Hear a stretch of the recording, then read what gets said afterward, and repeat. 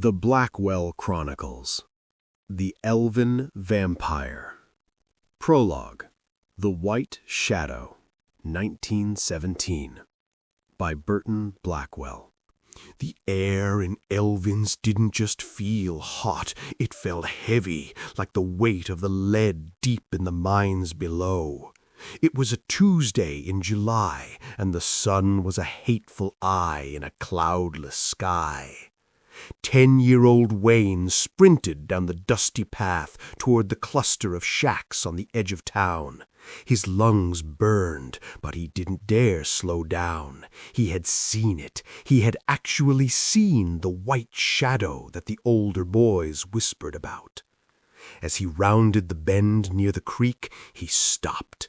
There, standing in the mouth of a darkened shed, was the man they called Frank. He was taller than any man Wayne knew, dressed in heavy wool despite the heat. His skin wasn't just pale, it was the color of a fish's belly.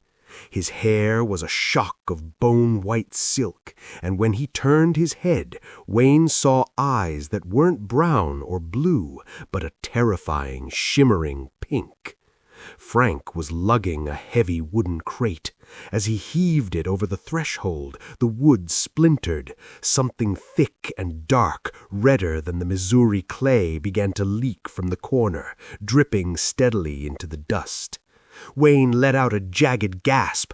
The pale man's head snapped toward the bushes. Those pink eyes seemed to pierce right through the leaves. "Boy," the man croaked, his voice like grinding stones, "it is not safe for you here." But Wayne was already gone. He scrambled backward, his heart drumming a frantic rhythm against his ribs.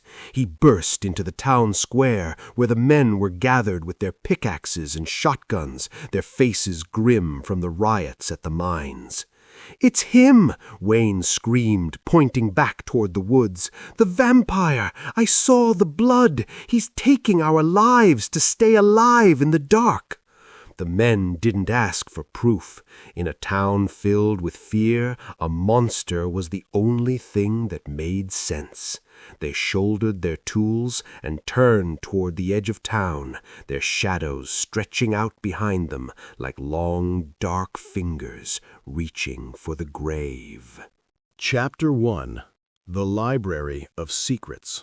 The ceiling fans in the Park Hills Public Library hummed like a swarm of tired bees, doing very little to move the thick, humid air of late June.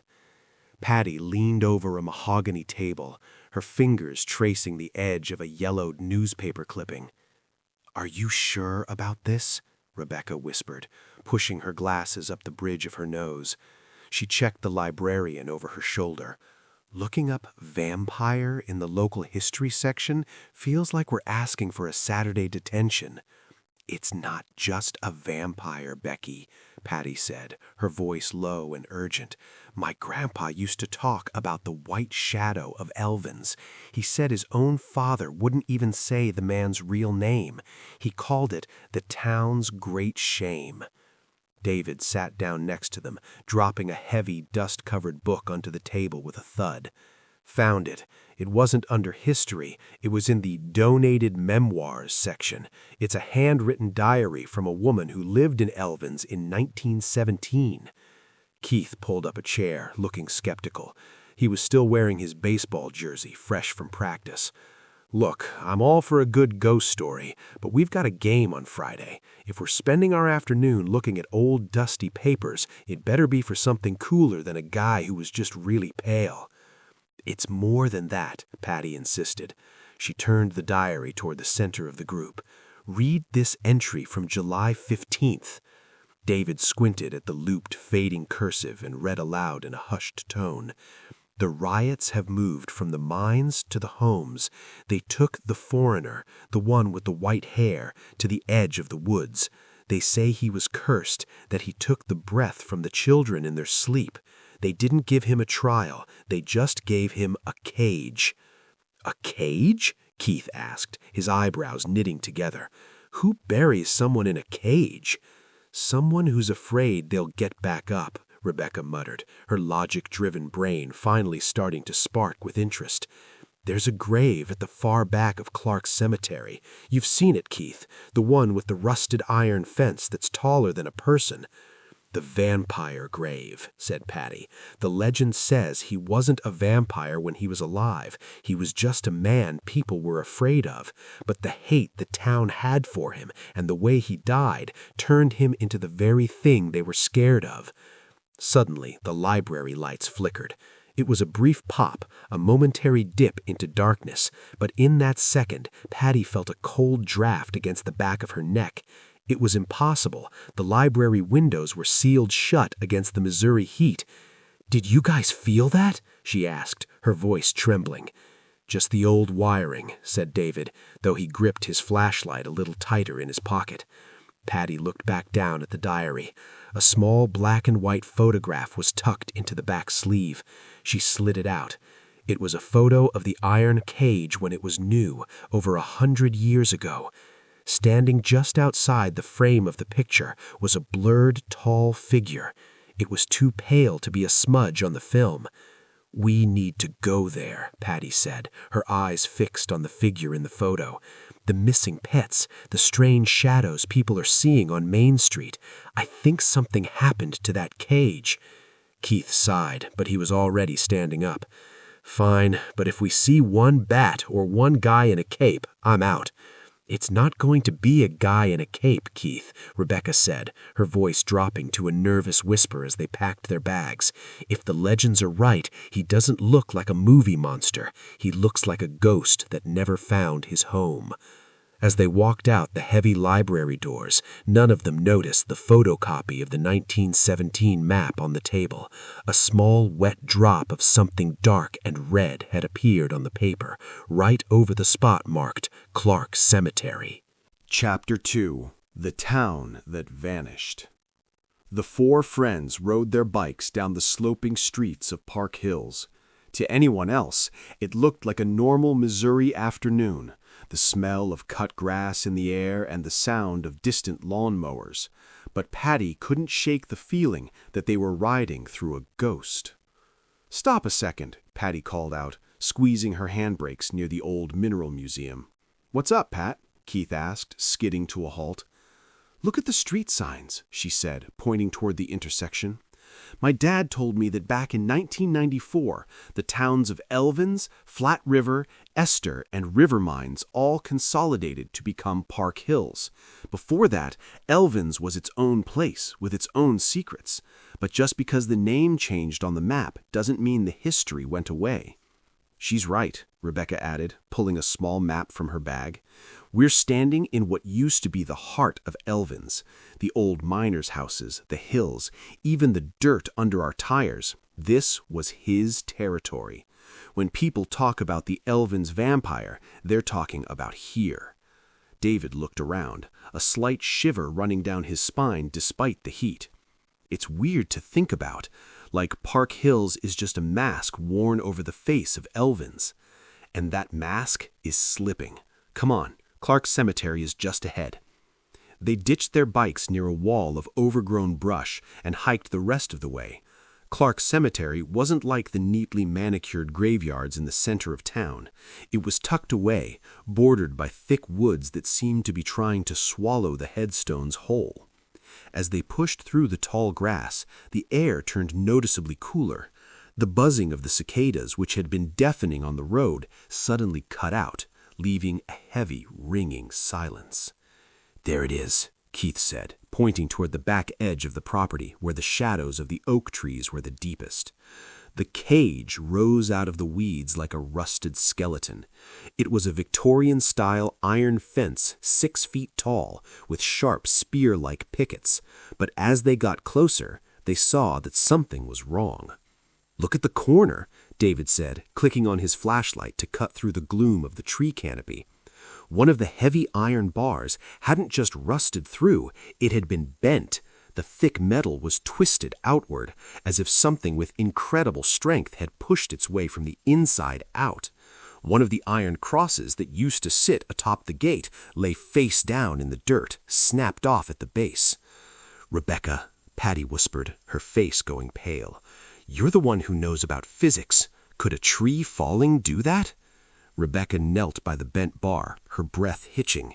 She touched the metal, then quickly pulled her hand back. "It's cold, like ice cube cold. And no, a tree would bend it inward. This was pushed from the inside." "Guys," Keith said, his voice cracking. He was looking at the ground just beyond the broken bar. In the soft, damp earth leading away from the grave and towards the modern houses of Park Hills, there were tracks. They weren't paw prints, and they weren't quite human.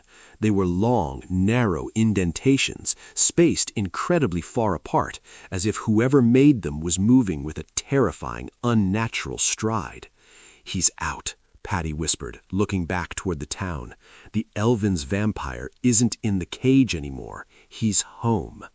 At that exact moment, a low, rasping sound, halfway between a sigh and a growl, echoed from the deep woods behind them. Chapter 3. The Long Way Home. The sound from the woods didn't repeat, but it didn't have to. The silence that followed was worse. It felt as if the forest was holding its breath, waiting for the four of them to move. "Back to the bikes," Patty whispered, not taking her eyes off the dark line of trees. "Now!" They didn't run, not at first. They backed away from the twisted iron cage, their shoes crunching on the dry leaves. But as soon as they cleared the cemetery gates, the fear broke. They sprinted toward the spot where they ditched their bikes, the metal frames gleaming like a lifeline in the fading evening light. "Go, go!" Keith urged, leaping onto his seat. They pedaled hard, their tires throwing gravel as they raced away from the woods. They headed toward the residential streets of what used to be old Elvins. The sun was dipping below the horizon now, painting the Missouri sky in bruised purples and deep bloody oranges. "We're okay," David panted, pulling alongside Patty. "We're back on the main road. Streetlights are coming on. See? It's just Park Hills, just home." As if on cue, the row of streetlights flickered to life. But as they passed under the first light, the bulb let out a sharp pop and went dark. Then the second, then the third. It was as if a wave of darkness was following them, snuffing out the light just as they reached it. "My chain!" Rebecca cried out. Her bike lurched to a halt as the chain jammed tight against the frame. She skidded to a stop right in front of an old abandoned boarding house, a remnant of the 1917 mining days that had never been torn down. The windows were boarded up with gray, rotting wood, looking like blind eyes. "Hurry, Becky," said Patty, circling back. Keith and David dropped their bikes, forming a protective circle around her. "I'm trying." Rebecca's fingers were shaking as she tugged at the greasy metal chain. "It's stuck. It's like something grabbed it." The air around them suddenly dropped 20 degrees. Their breath began to come out in faint white puffs of mist. "Look," whispered Keith, pointing at the boarding house. In the second-story window, behind the slats of the rotting boards, something was moving. A hand, long, thin, and the color of a bleached bone, slid slowly across the gap. It didn't have fingernails. It had sharp, yellowed points. Then a face appeared in the shadows. It was impossibly pale, like a mask made of white clay. There were no eyebrows, no hair, just a smooth marble-like forehead and eyes that glowed with a dull, sickly pink light. The white shadow wasn't just a legend. He was standing 20 feet away, watching them through the wood. The figure didn't scream or roar. It simply tilted its head, a slow, clicking movement that sent a jolt of pure terror through Patty's chest. "Got it!" Rebecca yelled, the chain snapping back into place. "Move!" Keith shouted. They scrambled onto their bikes and pedaled like their lives depended on it, because they knew, deep down, that they did. They didn't look back until they reached the bright, buzzing neon sign of a gas station 2 miles away. They stood in the parking lot, gasping for air, their hearts hammering against their ribs. The fluorescent lights felt like a shield, but Patty knew it was an illusion. "He followed us," Patty said, her voice trembling. "He didn't stay at the cemetery. He's in the town, using the old buildings. He knows who we are." "Did you see his eyes?" David asked, his face ashen. "They weren't just pink, they looked hungry." "No one is going to believe us," Keith said, looking at the happy families pulling into the gas station for soda and snacks. "They'll think we saw a prowler or a shadow. We're the only ones who know that the Elvins Vampire is back in Park Hills." Patty looked back toward the dark silhouette of the old town. "Then we're the only ones who can stop him. We have to go to my house. We need a plan before the sun goes down tomorrow." Chapter 4. The Sound of Disbelief. The kitchen in Patty's house felt too bright, too normal. The smell of taco meat and the hum of the dishwasher usually made Patty feel safe, but tonight the yellow wallpaper seemed to be closing in. Patty's dad, a sturdy man who worked as a shift supervisor at the nearby battery plant, was leaning against the counter with a cup of coffee. He listened as the 4 teens tumbled over each other's words, trying to explain the bent iron bars, the freezing mist, and the pale face in the boarding house window. Whoa, slow down," her dad said, holding up a hand. He looked at Patty, then at Keith's dirt-smudged jersey. "You kids were out at Clark's cemetery? I told you that place is falling apart. It's dangerous. There are sinkholes and old mining shafts all over that ridge." "Dad, it wasn't a sinkhole," Patty pleaded, her voice cracking. "The cage was broken from the inside, and we saw him, the man from the stories. He followed us to the old boarding house on Main." Her dad sighed, a look of sympathy softening his face. "Patty, look at me.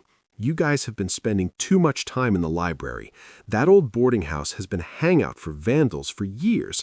It was probably some kid in a mask trying to scare you, or maybe just a squatter." "A squatter with pink glowing eyes?" David burst out, waving his hands. "Mr. Miller, the air literally turned to ice. My bike computer registered a 30-degree drop in 10 seconds. "Sensors glitch, David," Patty's dad replied calmly, "and eyes reflect light. You had your flashlights out, right? You probably caught the reflection of a stray cat or a raccoon." "It wasn't a cat," McCall muttered, crossing his arms. "Cats don't move like that." Rebecca stepped forward, pulling a printout from her bag. "Mr. Miller, we've been doing the research. The history of Elvins, before it became Park Hills, is full of these reports. The 1917 records, the missing children." "Don't, Rebecca, honey. Those are tragedies from a long time ago. People back then didn't understand medicine. They used ghost stories to explain things like the flu. There is no monster in Park Hills. There's just history." Patty felt a cold knot of frustration tighten in her stomach. She looked at her friends. She saw the same realization on their faces. The adults weren't being mean, they were just blind. They lived in a world of taxes, work shifts, and logic. They couldn't see the white shadow because they had forgotten how to look into the dark. "Fine," Patty said quietly. "Maybe we just got spooked."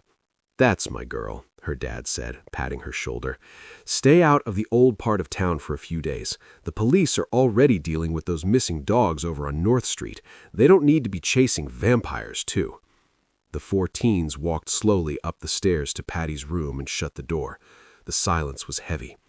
"They don't believe us," Keith said, sitting on the floor. "He's out there right now, and they're just eating tacos." "We're on our own," David added, looking out the window at the streetlights. "If he comes back tonight, no one is coming to save us." Patty walked to her window. Her house sat on a hill that looked down toward the old section of Elvins. In the distance, she could see the dark silhouette of the woods near the cemetery. Suddenly, she froze. On the sidewalk across the street, just outside the reach of the streetlight, stood a tall, thin figure. It was wearing a tattered dark coat that looked 100 years old. Its skin glowed with a faint, sickly luminescence. The figure raised a long, bone-white finger and pointed, not at Patty, but directly at Patty. "Guys," she whispered, her heart stopping. "Look!" By the time the others reached the window, the sidewalk was empty. Only a small patch of frost remained on the pavement, steaming in the humid summer air. "He knows," Rebecca whispered. "He knows we're the ones who found the cage." "Then we stop being the hunted," Patty said, her fear turning into a cold, sharp resolve. "Tomorrow, we go back to the archives. If the town made this monster, the town knows how to break him." Chapter 5. The Blacksmith's Ledger. The next morning, Park Hills felt different. The sun was bright, but to Patty, the shadows under the oak trees looked deeper, as if they were hiding something that shouldn't be there. The four of them met at the library the moment the doors creaked open. "We need to find out who built that cage," Patty said, her eyes red from a night of barely sleeping. "If it was meant to hold him, the person who made it must have known what he was." They bypassed the colorful children's section and headed straight for the lead-belt heritage room. This was a cramped, windowless space filled with filing cabinets that smelled of vinegar and old dust. "Here," Rebecca said, pulling a heavy, leather-bound book from a bottom shelf. The spine was cracked and the gold lettering was worn away. "It's a record of the local ironworks from 1900 to 1920. David and Keith hovered over her as she flipped the brittle pages. They passed entries for plowshares, mining shovels, and horseshoe repairs. Then Rebecca's fingers stopped. "July 1917, she whispered. "An order from the Elvins Town Council. It's marked urgent and confidential." The entry was written in a jagged, shaky hand. Ordered, 1 containment perimeter for the Clark plot, to be forged from cold iron and quenched in the mineral waters of the deep shaft. Pickets must be tipped with the seal of the 4 crosses. The prisoner must not cross the iron line. "Cold iron," David muttered. "That's old-school folklore. People used to believe iron could ward off spirits or supernatural beings." "Look at the bottom," Patty pointed to a small sketch in the margin. It was a drawing of a specific iron cross, but it had a strange circular notch in the center. It says, "The seal is the lock. Without the lock, the cage is just a fix." "The cross," Keith gasped. "The one we saw lying in the dirt yesterday. The one that snapped off when I climbed the fence." That was the lock, Rebecca realized, her face turning pale. When the town consolidated in '94, people forgot what that fence was. They let it rust. And when we went there, when Keith fell, we didn't just break a fence, we unlocked the door. "Wait," David said, pointing to a final note at the very bottom of the page. It was written so lightly it was almost invisible. "If the seal is broken, it can only be reforged by the blood of the town's sons and the light that reveals the truth." "Blood of the town's sons?" Keith gulped. "That sounds painful." "It probably just means people who live here," Patty said, trying to stay calm. "People of Elvins, like us. But what about the light that reveals the truth?" "A camera flash?" David suggested, holding up his phone. "No," Rebecca said, thinking hard. "Back in 1917, they didn't have phone cameras, but they did have something else in the mines, magnesium flares. They used them for underground photography because they burned with a light so bright it was like the sun." Patty slammed the book shut. The plan was forming, and it was terrifying. "We have to go back. We have to find that fallen cross, bring it to the center of the cage, and somehow relock it." "With a magnesium flare and us?" Keith asked. "And we have to do it tonight, before he moves from the boarding houses into people's homes." Just then, a loud thump came from the other side of the library shelf. A book had fallen. Vampires of the Old World. They peered through the gap in the books. Standing on the other side of the aisle was a man they'd never seen before. He was hunched over, wearing a tattered gray coat, his skin so pale it looked like translucent parchment. He wasn't moving. He wasn't breathing. He just watched the stray light penetrate through the gap in the books. "Don't look back," Patty whispered. They didn't make a sound until they were outside in the blistering heat, but even the Missouri sun couldn't take away the chill that had settled in their bones. The Elvins Vampire wasn't just waiting for them at the cemetery anymore. He was hunting them in broad daylight. Chapter 6. The Scavenger Hunt.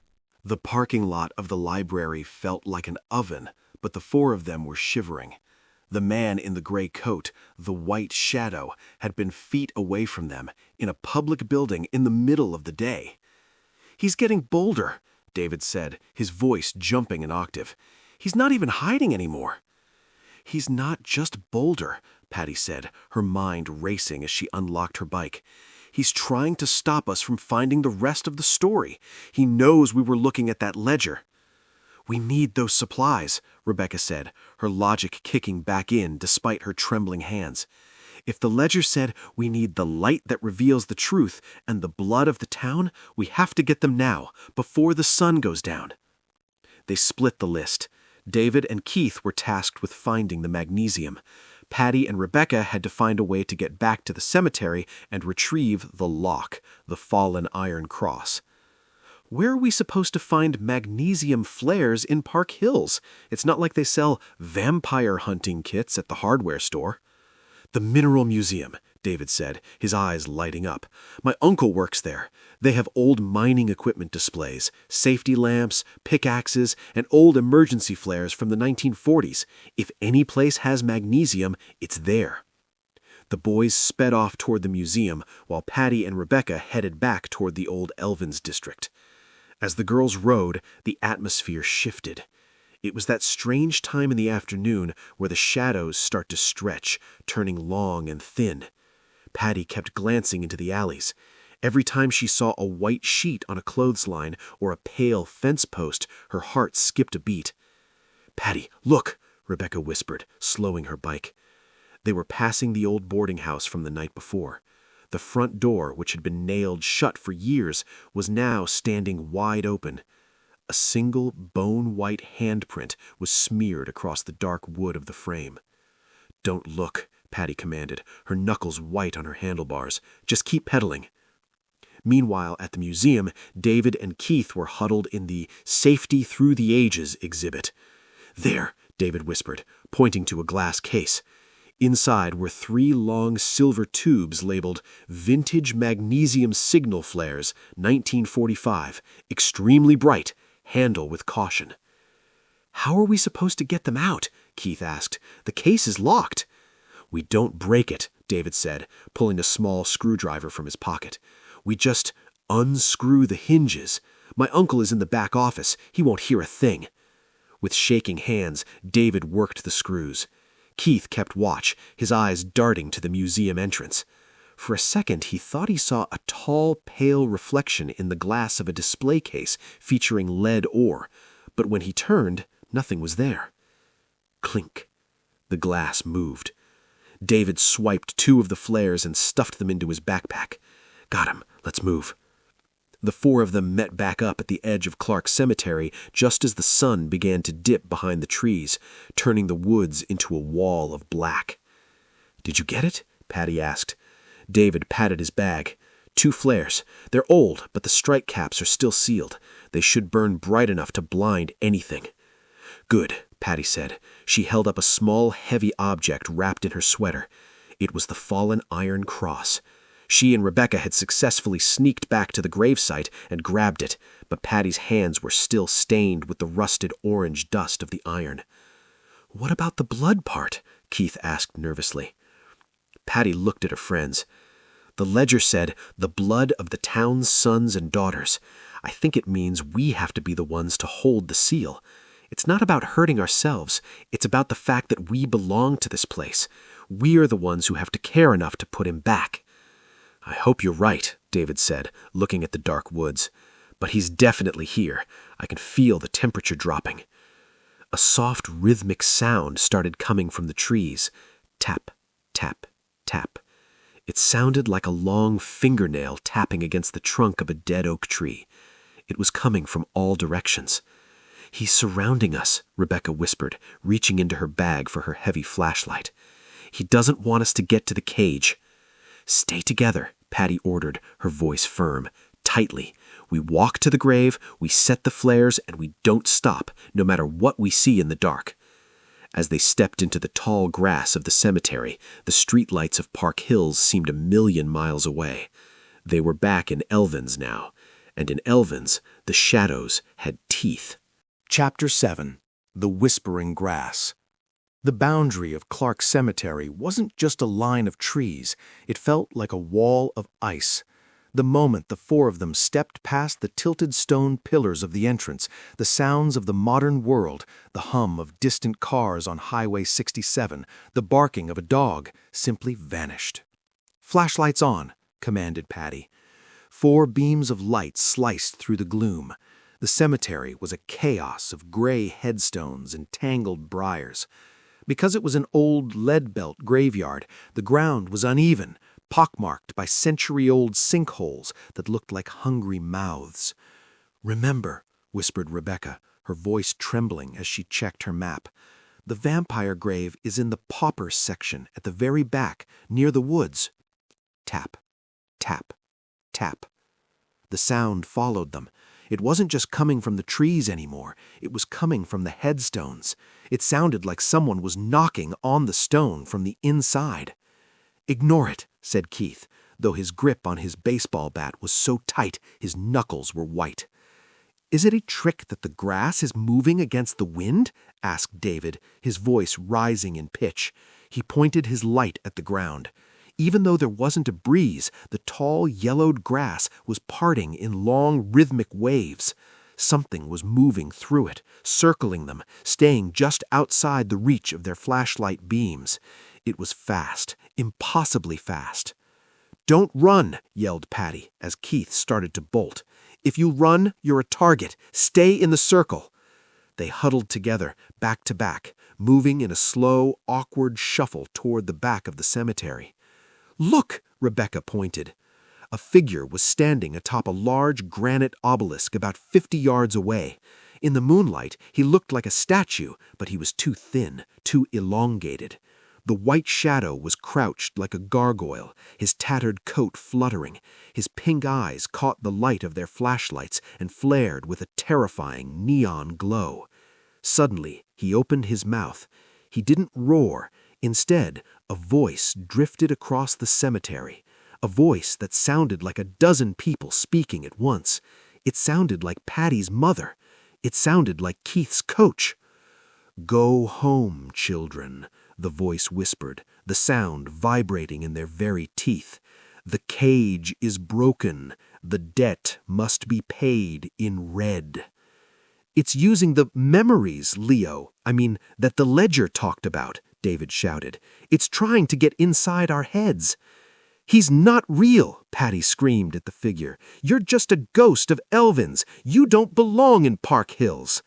The figure hissed, a sound like steam escaping a pipe, and vanished from the top of the monument. A second later, the temperature plummeted. Their breath turned to thick clouds of frost. "The cage! I see it!" Keith yelled. The rusted iron bars loomed ahead, but the space between them and the grave was no longer empty. A thick, unnatural fog was rolling out from the woods, so white and dense it looked like milk. "We have to go through it," Patty said, clutching the iron cross to her chest. The metal was so cold it felt like it was burning her skin. "David, get the flares ready. Rebecca, keep the light on the gate. Keith, if anything comes out of that fog, you swing." They stepped into the white mist. Instantly, they couldn't see their own feet. The world became a blur of cold and shadow. "Patty?" Rebecca's voice sounded muffled, as if she were miles away. "I'm here! Hold on to my backpack!" A hand reached out of the fog. It wasn't Rebecca's.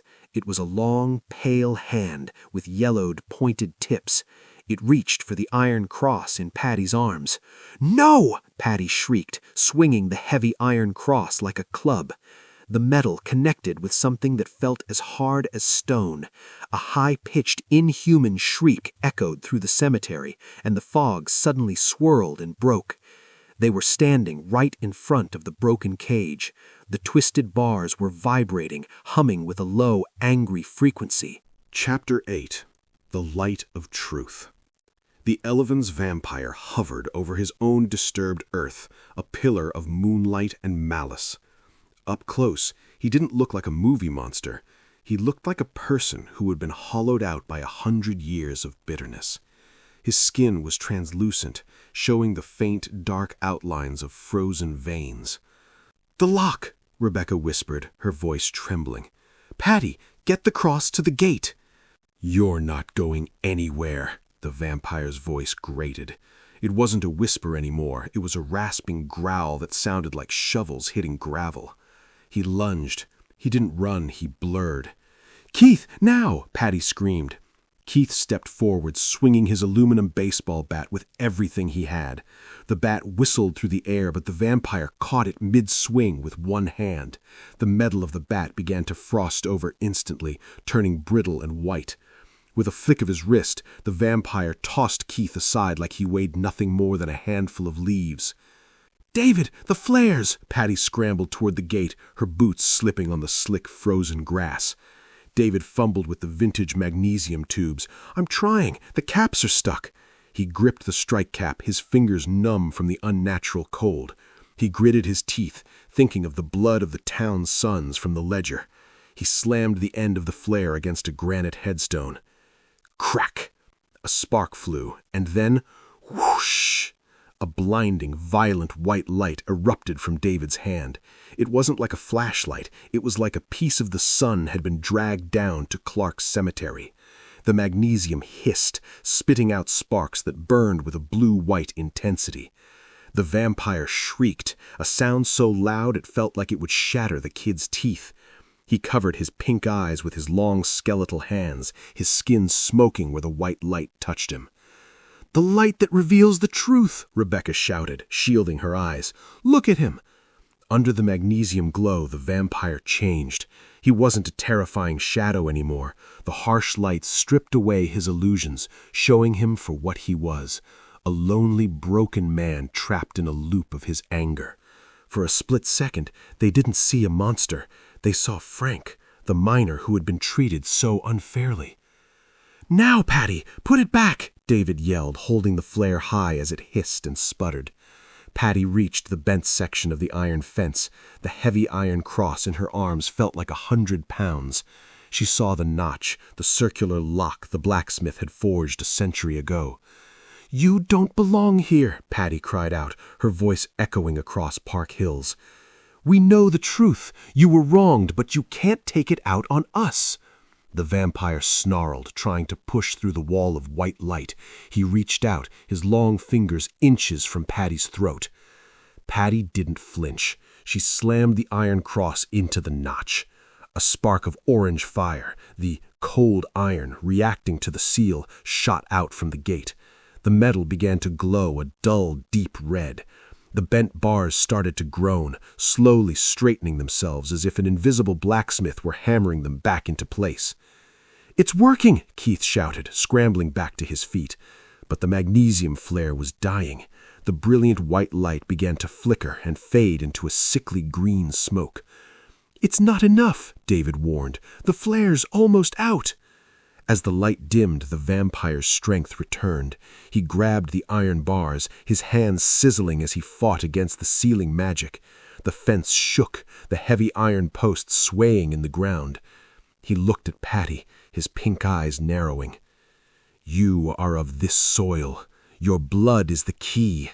Give it to me, and I will let the others go." Patty looked at the iron cross, then at her friends. She realized what the ledger meant. It wasn't about a sacrifice. It was about a choice. "We are the town," Patty whispered. She grabbed the rusted iron bars with both hands, ignoring the stinging cold. "Rebecca, David, Keith, help me hold the line." One by one they stepped up. 4 pairs of hands gripped the cold iron cage. As they touched the metal, a surge of warmth, the combined heat of 4 living, breathing kids, flowed into the iron. The red glow of the seal intensified, turning into a brilliant gold that pushed back the shadows of old Elvins. The vampire let out one final mournful cry, not of anger, but of defeat. He was pulled toward the center of the grave, his form dissolving into a swirl of white mist and old dried leaves. Clang! The iron cross snapped into its final, locked position. The bars were straight. The gate was shut. Silence returned to Clark Cemetery. The magnesium flare went out, leaving them in a darkness that finally felt empty. Chapter 9. The Watcher in the Woods. The silence that followed the clang of the iron cross was so absolute it felt like the world had gone deaf. Patty, Rebecca, David, and Keith stood huddled together, their hands still tingling from the heat of the iron. Is he gone?" Keith whispered, his voice barely audible. Patty looked at the grave. The soil, which had been churning like a boiling pot just moments ago, was now flat and still. The frost that had coated the grass was melting away into a light, harmless dew. The cold iron cage stood tall and straight, the red glow fading into the familiar dark patina of old metal. "We did it," David said, letting out a breath he seemed to have been holding for a century. He dropped the spent magnesium flare. It hit the ground with a hollow metallic ring. "He's back onto the seal." Rebecca adjusted her glasses, her logical mind already trying to process the impossible. The ledger was right. It took the light to show his true form and us to lock the door. It was a circuit. We completed the circuit. But Patty didn't join in the celebration. She was staring past the cage, toward the dense line of trees that marked the edge of the cemetery property.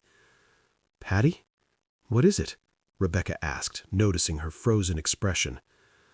"The wind," Patty whispered. "It hasn't come back." She was right. Usually in a Missouri summer, the woods were alive with the sound of leaves rustling and the rhythmic buzz of cicadas, but the woods behind the vampire's grave remained perfectly, unnaturally still. Then Patty saw it. About 20 yards into the tree line where the shadows were thickest, a pair of eyes caught the dim moonlight. They weren't pink like the vampire's. They were a pale, piercing yellow, like a wolf's, but set in a face that was far too high off the ground. "Guys," Patty said, her voice trembling, "don't look fast, but there's someone else out there." The others slowly turned their heads. The yellow eyes didn't blink. As they watched, a tall figure stepped out from behind an ancient oak. This wasn't the white shadow in his tattered coat. This figure was dressed in modern clothes, dark hoodie and work pants, but he moved with the same fluid, haunting grace they had seen at the boarding house. The man raised a hand. He wasn't pointing at them this time. He pressed a finger to his lips in a shh gesture. "Is that another one?" Keith gripped his frozen baseball bat, his knuckles turning white again. "No," Rebecca whispered, her eyes wide. "The ledger mentioned the keeper of the silence. I thought it was just a metaphor for the cemetery itself." The man in the hoodie didn't move toward them. Instead, he reached down and picked up something from the forest floor. He held it up so the moonlight hit it. It was a heavy, old-fashioned key made of the same dark iron as the cage. He didn't say a word, but his message was clear. "The lock is locked for now, but I have the key." "Who are you?" Patty shouted, her courage flaring up. "What do you want with Park Hills?" The man smiled, a thin, sad smile that reached his yellow eyes. He didn't answer. Instead, he stepped backwards into the shadows. As he moved, the fog began to roll back in. But this wasn't the freezing, thick mist of the vampire. It was a soft, natural fog that smelled of rain and cedar. In the blink of an eye, the man was gone. "We have to get out of here," David said, his voice urgent. "Now, before whatever that was decides to come closer." They didn't argue. They gathered their gear and moved quickly back toward the cemetery entrance. They didn't run this time. They moved with a grim, determined pace. As they reached their bikes at the edge of the road, the sounds of the modern world began to flood back in. They heard a distant siren, a car horn on the highway, and the comforting hum of the streetlights. "We locked him in," Patty said as they prepared to ride away. "But did you see that guy's eyes? He didn't look like he wanted to help us. He looked like he was waiting." "Waiting for what?" Keith asked. Patty looked back at the dark silhouette of the cemetery, now hidden behind the mask of Park Hills. Waiting for the lock to rust again, or waiting for someone else to make a mistake. As they pedaled back toward the safety of their homes, a single, long howl echoed from the woods, a sound that was half human and half wolf, a reminder that while the Elvins Vampire was back in his cage, the secrets of the lead belt were far from over. Chapter 10. The Mark on the Locker. The next morning, the sun rose over Park Hills with a deceptive golden warmth. To the rest of the world, it was just another Friday in the lead belt. School buses rumbled down the streets that had once been Elvin's, and the smell of coffee and diesel hung in the air. But for Patty, Rebecca, David, and Keith, the world had lost its color. They met at the front gates of the middle school, their eyes rimmed with red from a lack of sleep. "Is everyone okay?" Patty asked, her voice low. She kept glancing at the shadows under the school's eaves. "My hands are still stained," Keith said, holding them out. No matter how much he'd scrubbed, a faint metallic orange tint remained on his palms, the mark of the cold iron. "I couldn't sleep," David admitted. "Every time I closed my eyes, I saw those yellow eyes in the woods. That guy wasn't a ghost, Patty. He was solid." "The Keeper," Rebecca whispered. She was clutching a new stack of library books to her chest like armor.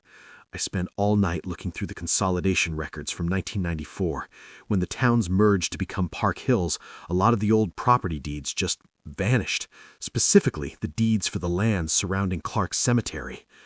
As they walked through the bustling hallways, the normal sounds of school, slamming lockers, laughter, and the screech of sneakers on linoleum felt alien. They reached their row of lockers, but as they approached, they saw a crowd of students gathered around David's locker. "What's going on?" David pushed through the crowd. He stopped dead. Smeared across the blue metal of David's locker door was a symbol. It was drawn in gray wood ash. It was a circle with a vertical line through it, topped by a crescent, the exact same design as the notch in the iron cross they had used to seal the cage. Beneath the symbol, 3 words were written in a shaky, frantic hand. "The lock breaks."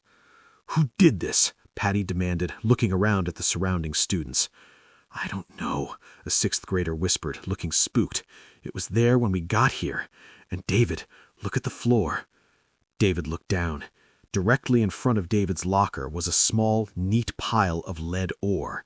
It was raw, unrefined galena, shining with a dull silver luster. It was the heart of what the old miners had died for in the tunnels beneath Elvins.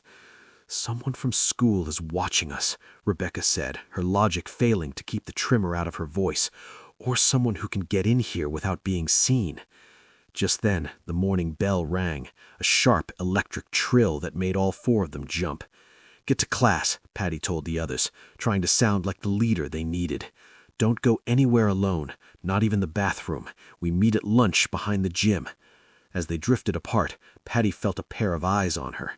She turned toward the end of the hallway. Standing near the trophy case was the school janitor, a man everyone called Old Man Miller. He was usually invisible to the students, just a man with a mop and a jingling ring of keys. But today, he wasn't mopping. He was leaning on his broom, staring at Patty. As she made eye contact, he tapped the heavy iron ring of keys at his belt. One of the keys was much larger than the others, long, black, and made of rusted iron. He gave her a slow, knowing nod, then turned the corner and disappeared into the boiler room. Patty's heart hammered against her ribs. The Elvins Vampire wasn't the man in the woods. This man was older, his face lined with the soot of the mines, but the eyes were the same knowing, ancient yellow. She realized then that the Elvins Vampire was only the beginning. The town hadn't just consolidated its borders in 1994. It had consolidated its secrets, and some of those secrets were wearing uniforms and walking the halls. Chapter 11. The Boiler Room Secret. Lunchtime at Park Hills Middle School was usually a cacophony of shouting and plastic trays slamming on tables, but for Patty, it felt like a funeral. She didn't go to the gym to meet the others. She couldn't. The sight of those yellow eyes on Old Man Miller had acted like a hook in her chest, pulling her toward the one place students were forbidden to go, the basement. The door to the boiler room was heavy, painted a peeling industrial green. It didn't have a window. Patty looked left, then right. The hallway was empty. She grabbed the handle, expecting it to be locked, but it turned with a smooth, silent click. The air inside hit her like a physical blow. It was hot, not the summer heat of Missouri, but the dry, suffocating heat of a furnace. It smelled of coal dust, machine oil, and something else, something like wet earth. "I knew you'd come, Patricia," a voice rasped from the shadows. Patty jumped, her back hitting the metal door. Old Man Miller was sitting on a wooden crate near the massive, pulsing boilers. The light from the furnace flickered across his face, making the deep lines in his skin look like the tunnels of a mind map. "How do you know my name? And how did you get that key, the one like the man in the woods had?" Miller stood up slowly, his joints popping like dry twigs. He didn't look like a janitor anymore. He looked like a guardian. "Names stay in the soil long after the people are gone," he said. He reached into his pocket and pulled out the heavy iron key. "The man you saw in the woods is my brother. My family has been the keepers of the silence since before Elvins was even a name on a map. We don't own the secrets, Patty. We just make sure they stay buried." "The vampire," Patty whispered. "We put him back. We locked the cage." Miller stepped closer, the yellow in his eyes glowing brighter in the dim light. "The shadow isn't in the grave anymore, child. It's in the pipes. It's in the walls. It's coming for the keys. Run, Patty." A loud metallic bang echoed through the pipes, a sound like someone hitting the boiler with a sledgehammer. Then another. Bang, bang, bang. Something was crawling inside the vents above them, something pale and fast. Patty didn't wait. She lunged for the door, bursting back out into the brightly lit hallway, just as the bell rang for the next period. Students flooded out of classrooms, laughing and talking, completely unaware that inches beneath their feet, something ancient and hungry was pacing the dark. She found the others by the water fountain. They looked terrified. "Patty!" David grabbed her arm. "We just saw it on the security monitors in the AV club. A white shadow. It's inside the school. It's in the ventilation system." Patty looked at her friends, her face as white as the ghost they were hunting. "It's not just in the cemetery. The school is the new cage, and we're the ones locked inside with him." Chapter 12. The Iron Lockdown. The high-pitched screech of the school's PA system cut through the chatter of the hallway, followed by the principal's voice, which sounded brittle and panicked. "Attention students and staff, we are initiating a code red lockdown. This is not a drill. Teachers, lock your doors immediately. Students, get to the nearest classroom." "A lockdown?" Rebecca's voice was a thin wire of fear. "It's middle of the day. Why now?" "Because of what David saw on the monitors," Patty said, her eyes darting to the ceiling vents. The rhythmic thump, thump, thump from the boiler room was getting louder, vibrating through the linoleum. "The white shadow isn't just a ghost anymore. It's a glitch in the system." As teachers began pulling students into rooms and clicking the heavy locks, the four of them found themselves pushed into the back of the darkened media center. Mrs. Gable, the librarian, pulled the heavy security gate shut and turned off the lights. "Stay quiet and stay low," she whispered before heading to her desk to check the intercom. The media center was a cavern of shadows. Tall bookshelves cast long, jagged fingers across the floor. The only light came from the glowing exit signs and a row of computer monitors that hadn't been turned off. "Look," David whispered, pointing at the screen of the nearest terminal. He had hacked back into the school's security feed. The screen was grainy, flickering with static. The camera showed the empty hallway right outside the boiler room. For a moment, there was nothing. Then a pale mist began to ooze from the floor vents. It didn't dissipate. It thickened, swirling together until it formed the shape of a man. The Elvins Vampire didn't look like the broken man they had seen at the cemetery. Here, inside the school, built atop the very mines where he had suffered, he looked stronger. His skin shimmered with a metallic lead-gray sheen, and his pink eyes were glowing like road flares. On the screen, the vampire walked up to a classroom door. He didn't try the handle, he simply pressed his palm against the wood. A layer of frost bloomed across the door, and the heavy metal lock shattered into 1,000 frozen pieces. "He's bypassing the locks," Keith said, his voice shaking. "The school's doors are made of steel, but they aren't cold iron. They can't hold him." "He's looking for us," Patty realized. "He followed the blood of the town. He knows we're the ones who have the seal." Suddenly, the computer monitors in the media center all flickered at once. The security feed was replaced by a single image, a map of the old Elvins mine shafts, overlaid perfectly with the blueprint of the school. A red dot was pulsing in the center of the media center. Scritch, scritch, scritch.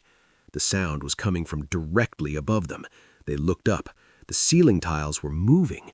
One by one, the white squares were being pushed aside by long, bone-white fingers. "He's in the crawl space," Rebecca hissed. "We can't stay here," Patty said, grabbing her backpack. "If we're cornered in here, Mrs. Gable and everyone else will be in danger too. We have to lead him away." "To where?" Keith asked, gripping a heavy metal bookend he'd grabbed from a shelf. "The shop wing, the metal shop. My dad said they have old anvils and iron slag there from the old foundry. If we can get him near real iron, we might have a chance to push him back." As the first ceiling tile fell and shattered on a table, the four of them crawled under the security gate and slipped out into the darkened, silent hallway. The school felt like a tomb. Every locker they passed seemed to pulse with that low, underground heartbeat. They ran towards the shop wing, their sneakers squeaking on the floor. But as they turned the corner, the temperature plummeted. The hallway lights above them began to pop one by one, showering them with glass. In the sudden darkness, they saw him. The Elvins Vampire was standing at the far end of the hall, blocking their path. He wasn't moving. He was simply waiting, his long arms hanging at his sides. "The key," the vampire rasped, his jaw unhinging to reveal those needle teeth. "Give me the key to the deep shaft, children of Elvins, and I will leave your world to rot in the sun." "We don't have your key," Patty shouted, her heart hammering. "Then," the vampire said, his jaw unhinging to reveal those needle teeth, "I will take your breath instead." He lunged, and the chase through the halls of Park Hills Middle School began. Chapter 13. The Iron Trap. The shop wing of Park Hills Middle School was a place of heavy machinery and the lingering scent of burnt oil, a sharp contrast to the sterile, quiet hallways they had just fled. As the four teens burst through the double doors, the heavy thud of the vampire's footsteps echoed behind them, vibrating through the concrete floor. "Lock the doors!" David yelled, his voice cracking. "It won't matter," Patty countered, pointing at the frosted glass of the entrance. "He'll shatter them in seconds. We need the iron." The shop was a maze of welding stations, drill presses, and workbenches. In the center stood a row of heavy cast-iron anvils, relics from the old Elvins foundry that the school had kept for traditional metalworking classes. There, Rebecca pointed to a corner where crates of slag, waste metal from the smelting process, were stored. The ledger said cold iron. That slag is as raw as it gets. It hasn't been refined or weakened by modern chemicals. "What do we do with it?" Keith asked, looking nervously at the doors. The glass was already beginning to bloom with white crystalline frost. "We make a circle," Patty said, her eyes alight with desperate inspiration. "If we can't lock him in a cage, we'll make the cage out of the room. David, get the welding torches, not to burn him, but for the sparks. Magnesium is in the igniters." As David scrambled for the torches, Patty, Rebecca, and Keith began hauling heavy chunks of raw iron slag. They dragged the jagged black rocks into a wide perimeter around the center of the shop, forming a jagged ring of raw metal. Crash! The shop doors didn't just break, they exploded into 1,000,000 shards of frozen glass. The vampire stepped through the mist, his form flicking in and out of existence like a bad television signal. He was taller here, his head nearly touching the high rafters of the shop ceiling. "You play with the tools of your fathers," the vampire hissed, his voice sounding like metal grinding on metal. "But you do not have their strength." "We have their heart," Patty shouted. "David, now!" David clicked the igniter on the welding torch. A shower of brilliant white-blue sparks sprayed into the air. The vampire recoiled, his sensitive pink eyes searing in the glare. "Get in the circle," Patty commanded. The four of them huddled inside the ring of iron slag. As the vampire tried to lunge at them, he hit an invisible wall. Where the air met the raw iron, the atmosphere rippled like heat over a summer highway. A low hum filled the room, the sound of the cold iron pushing back against the supernatural. The vampire snarled, his long fingers clawing at the empty air inches from Patty's face. He couldn't cross the line. "It's holding him," Keith cheered, but his triumph was short-lived. The vampire stopped snarling. He tilted his head, his yellowed teeth bared in a sickening grin. He didn't try to cross the line again. Instead, he reached out and grabbed a heavy oxygen tank from a nearby welding cart. "He's not coming in," Rebecca whispered, her face going pale. "He's going to bring the room down on us." With terrifying strength, the vampire began to frost the tank, the metal groaning under the extreme cold. He wasn't going to fight them. He was going to destroy the building. "Patty, the key!" David yelled. "Old Miller's key. If the school is built over the shaft, there must be a way to open it." Patty looked at the floor. Beneath the heavy rubber mats of the shop floor, she saw a rusted, circular iron plate. It was a manhole cover, but it didn't belong to the city's sewer system. It was marked with the seal of the Elvins Mining Co., 1917. "The deep shaft," Patty whispered. "It's right under us." But they didn't have the key. Old Man Miller had it. Suddenly, a shadow moved in the corner of the room. Old Man Miller stepped out from behind a drill press, his yellow eyes glowing in the darkness. He wasn't running. He looked at the teens, then at the vampire. "You want the truth of the lead belt? Then see it," Miller shouted, his voice echoing with a power that didn't belong to a janitor. He threw the heavy iron key across the room. It skittered across the concrete, sliding right into the center of the iron circle. "Open it, Patty," Miller cried. "Send the hunger back to the deep." Chapter 14. The Deep Shaft. The heavy iron key lay in the center of the circle, vibrating against the concrete floor.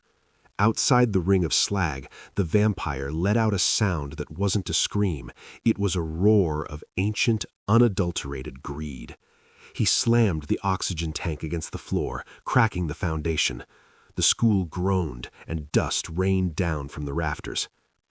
"The mat! Get the mat off!" Patty yelled. Keith and David grabbed the heavy rubber industrial mat and hauled it back. Beneath it lay the circular iron plate. It wasn't just a cover, it was a masterpiece of Victorian ironwork, embossed with a pickaxe and a rose, the old symbol of the Elvins mining district. In the center was a single deep keyhole. "Patty, hurry!" Rebecca cried. The vampire was now frosting the very air, trying to create a bridge of ice over their iron circle. The temperature was dropping so fast that Patty's eyelashes began to freeze. Patty lunged for the key. It was freezing to the touch, but she ignored the sting. She dropped to her knees over the iron plate. "It won't turn," she grunted, straining with both hands. The rust of 100 years had fused the lock shut. "We need leverage!" David looked around and grabbed a long steel crowbar from a tool rack. He jammed the end through the loop of the key. "On 3. 1, 2, 3. All four of them threw their weight against the crowbar. Below them, a sound like a thunderclap echoed deep in the earth. Crack! The seal broke. The iron plate began to rotate, the grinding of metal sounding like a choir of ghosts. "No!" the vampire shrieked. He didn't care about the iron circle anymore. He threw himself against the invisible barrier, his skin sizzling and smoking as he tried to force his way through the cold iron defense. The sheer force of his will was causing the iron slag rocks to glow a dull, angry red. The plate slid back, revealing a yawning black hole. It wasn't just a hole, it was a vertical shaft that dropped hundreds of feet into the flooded, dark heart of the old Elvins mines. A smell rose from the depths, wet stone, ancient metal, and the cold, stagnant breath of the earth. "It's an elevator shaft," Rebecca whispered, looking into the abyss. "The original man-cage shaft." "He wants in," Patty said, looking at the vampire. "But not like this. He wants to go down and wake the others. Miller said he was just the hunger. There's more of them down there." The vampire broke through. The iron slag circle shattered, the rocks flying across the room like shrapnel. He lunged for Patty, his long white fingers stretching towards her neck. "Give me the key," he howled. "You want the mine?" Patty stood her ground at the very edge of the open shaft. She held the heavy iron key over the darkness. "Go get it!" She dropped the key. The vampire didn't hesitate. His hunger for the deep, for the place where his power began, was stronger than his sense of survival. He dove after the key, a streak of white shadow plunging into the black mouth of the shaft. "Close it! Close it now!" Keith yelled. They grabbed the handles of the iron plate, but as they started to slide it back, a pale, powerful hand shot out from the darkness, gripping the edge of the floor. The vampire was hanging there, suspended over the abyss, his pink eyes burning with a terrifying, new intensity. He wasn't falling, he was climbing back out. "He's too strong," David shouted, trying to kick the hand away, but his foot hit something that felt like solid marble.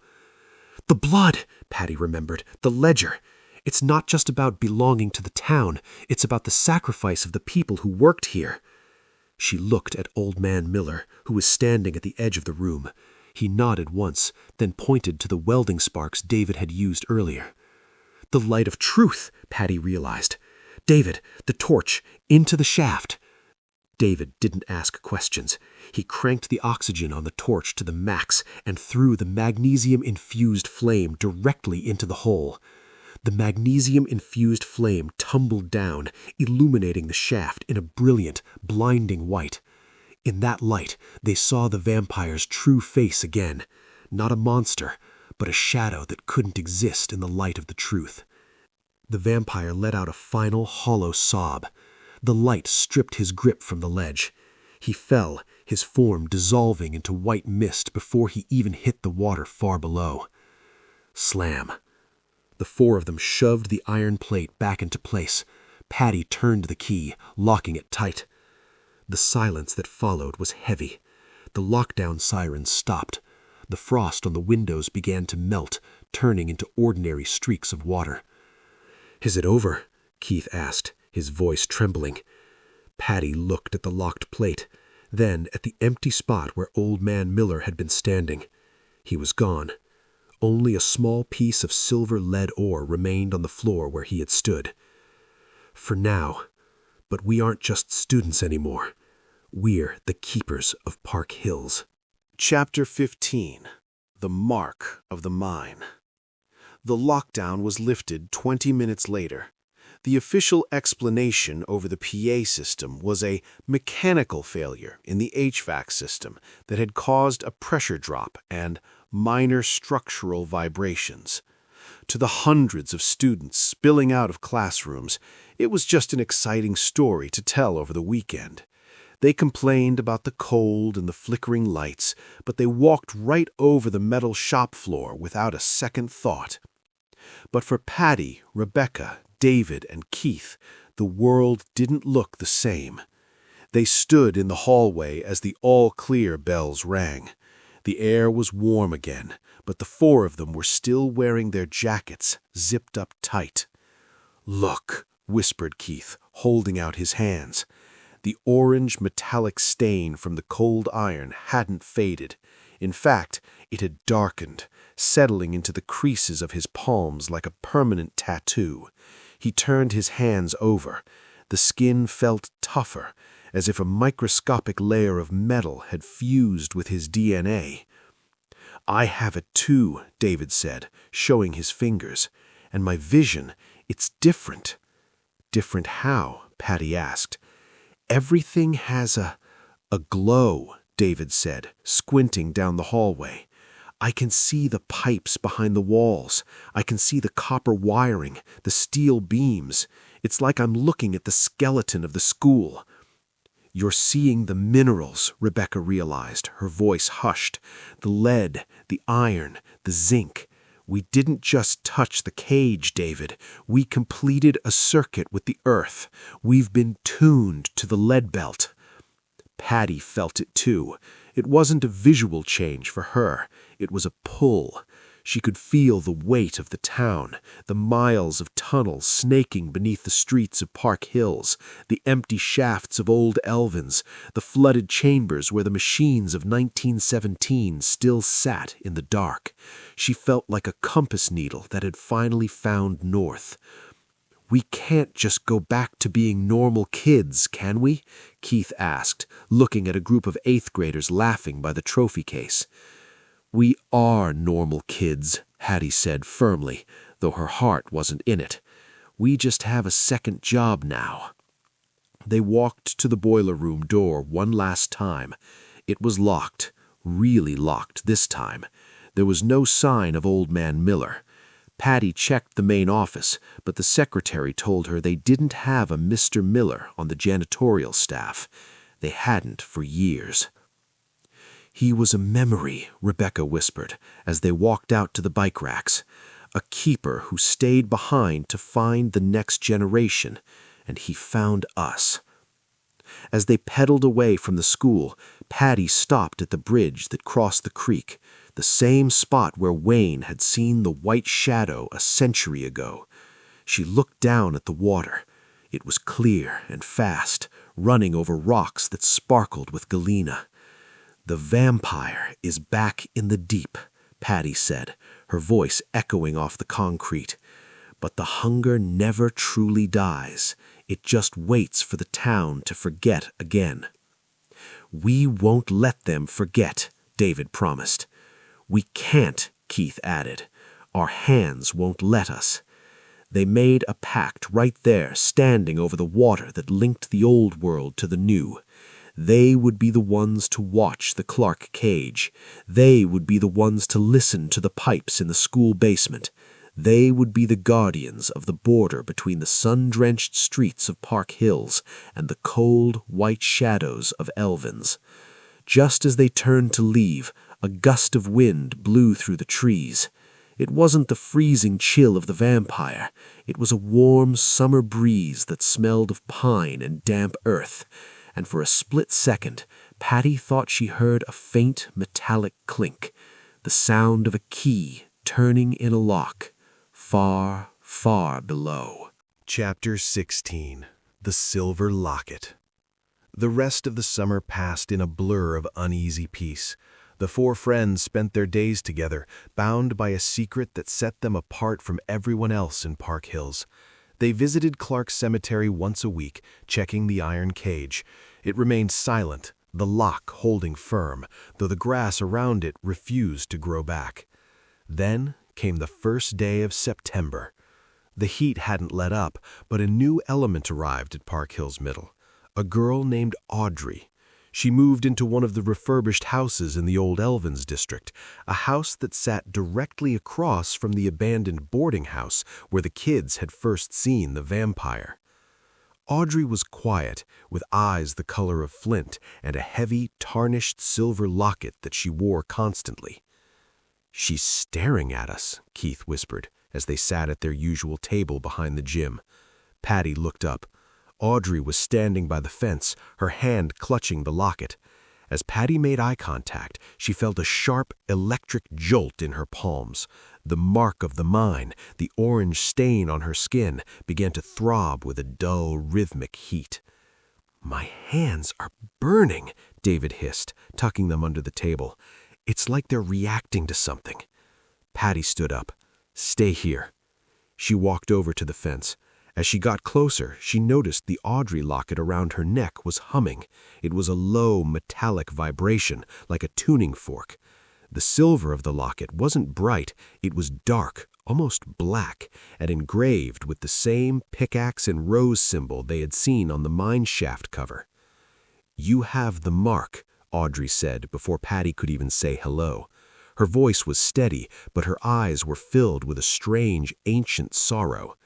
"How do you know about that?" Patty asked, her heart racing. Audrey didn't answer. Instead, she opened the locket. Inside wasn't a photograph, but a small, jagged shard of pure silver. The moment the air touched the metal, the locket let out a high-pitched whine. "The vampire you put back, he was my great-great-grandfather's brother," Audrey whispered. "Frank wasn't the monster. The monster was what they did to him. But there's something you don't know." "What?" Patty asked, her breath hitching. "The cage in the cemetery and the shaft in the school are connected by more than just tunnels," Audrey said, looking toward the old part of town.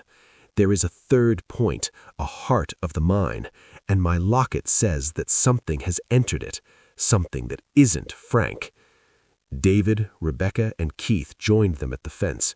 As they surrounded Audrey, their marked hands began to glow a faint, ghostly orange. "If it's not the vampire, then what is it?" Rebecca asked, her logical mind already racing through the possibilities. "The hunger has a master," Audrey said. "Frank was just the guard dog. When you locked him away, you left the heart unprotected, and now the person who holds the real key is coming to claim the lead belt." "Old Man Miller?" David asked. "Old Miller was a protector," Audrey shook her head. "I'm talking about the man who funded the mines in 1917, the man who never died because he found a way to live in the lead." Suddenly, the sky over Park Hills turned a bruised, sickly gray. A cold wind whipped through the playground, and for the first time in months, the cicadas went silent. Patty looked down at her hands. The orange stain was spreading, creeping up her wrists like glowing vines. "He's here," Audrey whispered, clutching her locket as the silver began to turn ice white. A loud metallic bang echoed from the direction of the old Elvins district, the sound of a heavy door being kicked open. But it didn't come from a building. It came from the earth itself. The sky over Park Hills didn't just turn gray. It turned the color of unpolished lead. A heavy metallic taste filled the air, as if the very oxygen had been replaced by the dust of the deep drifts. "We have to go," Audrey said, her silver locket swinging violently against her chest. "The foreman doesn't walk the surface like Frank did. He moves through the roots of the town.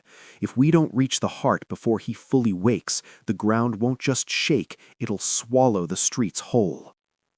"Where is it?" Patty asked, her hands glowing so brightly now that she had to tuck them into her pockets to avoid drawing stares from the other students. "Where is the heart?" "The old pump house, the one at the edge of the slag piles. It's the only building left that goes all the way down to the pump rooms. It's where they kept the water out of the mines and where they kept the secrets in." They didn't wait for the bell to ring. They slipped through the gap in the school fence, pedaling their bikes with a desperation they hadn't felt since the night at the cemetery.